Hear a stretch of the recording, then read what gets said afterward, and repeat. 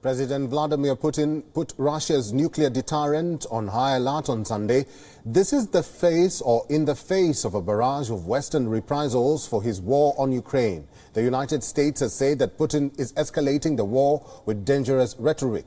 On Sunday, White House Press Secretary Jen Psaki responded to Russia's decision to put nuclear forces on high alert. Psaki said that Russian president's decision are part of a wider pattern of unprovoked escalation and manufactured threats from the Kremlin.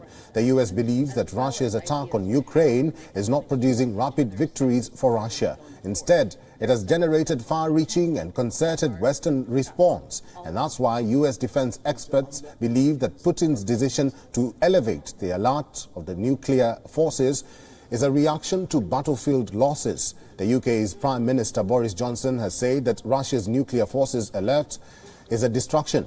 Moreover, for the first time in history, the 27-nation European Union has decided to supply weapons to a country at war. The EU will be sending $507 million of weaponry to Ukraine. Sweden, too, will break with its doctrine of not delivering weapons to a country at war. It will send 5,000 anti-tank rocket launchers to Ukraine. The ruble plunged nearly 30% to an all-time low versus the dollar early on Monday. This after Western nations unveiled harsh sanctions. The United States, EU and the UK have blocked some Russian banks from the SWIFT international payments system. Japan, too, is freezing financial assets of Putin and other key government officials in response to the country's aggression. On Sunday, Switzerland's president said he expected his government to follow the EU with Russia's sanctions and freezing Russian assets. The EU shut all Russian planes out of its airspace as did Canada. In a tit-for-tat move, Russian airline Aeroflot cancelled all flights to European destinations until further notice. The EU also banned the Russian media outlets RT and Sputnik. Germany had already frozen Nord Stream 2 pipeline, a gas pipeline project, with Russia reducing Germany's dependence on Russia for its energy requirements. British oil major BP plc, the biggest foreign investor in Russia, has said it was abandoning its stake in state oil company Rosneft.